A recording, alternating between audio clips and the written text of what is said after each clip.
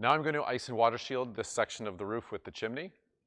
Because we have a chimney, I'm using self-adhesive, high temperature, non-skid ice and water shield around the entire area.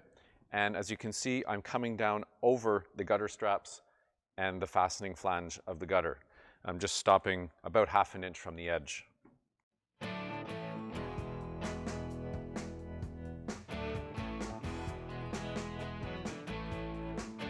So as I apply the ice and water shield to the roof, you can see that I've come out over the nailing flange and gutter strap. I'm going to turn it up the wall of the chimney to just below the kerf or the reglet that we have cut, and I'm going to fold those tabs around the side, making sure that as each layer goes on, as each layer of underlayment goes on, that the overlaps are shedding water as they should.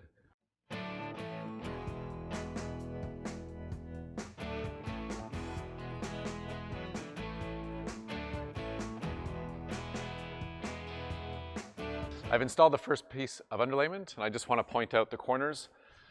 I've cut a 45-degree angle, folded those tabs around, brought it up the wall of the chimney here in front, just below the kerf or the reglet that we've cut. And the next pieces that come down are going to come down to about here so that we have a nice overlap protecting this corner, because this corner is always a weak spot. So we're going to start doing that, and then when we get to the cricket or the saddle at the back of the chimney, we'll show you more detail. I've installed the first layer of underlayment coming up to the front of the chimney. And as I said, I've come up the wall just below the kerf or the reglet that we cut, and I've folded these tabs around. I'm now going to overlap down to approximately here. I'm going to walk it up the wall of the chimney just below the cut on the side wall, and then fold a tab around the back, which we'll show you in a little bit.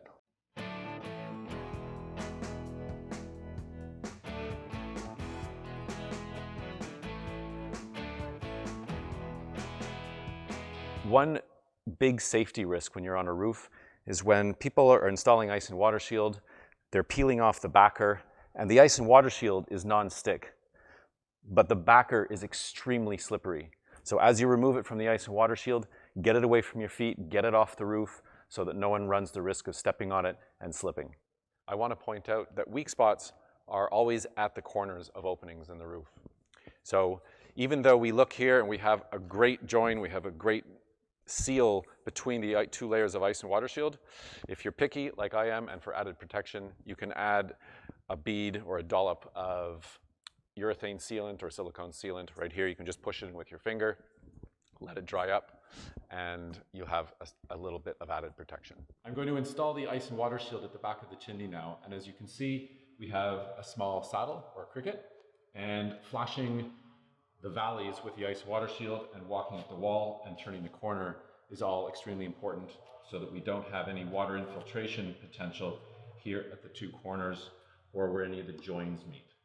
So I'm going to go ahead and make the cuts in the ice and water shield, and we'll show you close-ups of that as we go.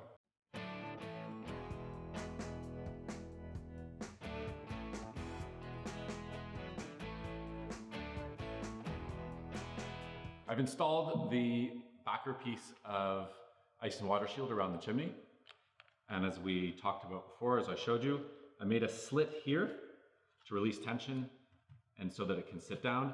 A slit here for the same thing. And now we have a piece of ice and water shield that sits nice and tight into the valley. It walks up the wall to just below the kerf, and it wraps around the corner. As you can see here, it wraps around the corner, and we have good overlap with the lower piece and the upper piece. Our last remaining piece is going to cover this slit here that I made, and we're going to install that in just a few moments. Another tip and trick is, if you want to really seal the ice and water shield to the chimney, you can use a heat gun or a blowtorch very quickly just to heat it up and melt these corners together and melt and seal the underlayment to the brick of the chimney, which we're going to show you in just a little bit.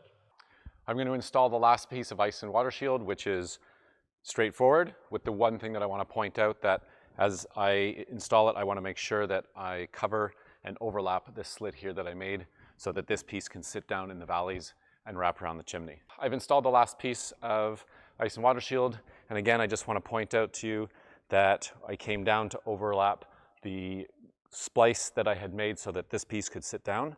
You'll see that I just cut 2 45-degree angles and that the little tab is sitting out over the cricket.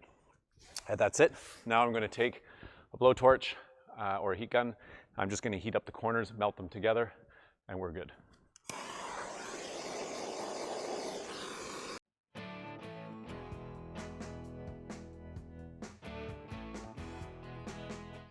Thanks very much for watching, and if you have any questions, please reach out to your All-American Steel rep or shoot us a note through social media.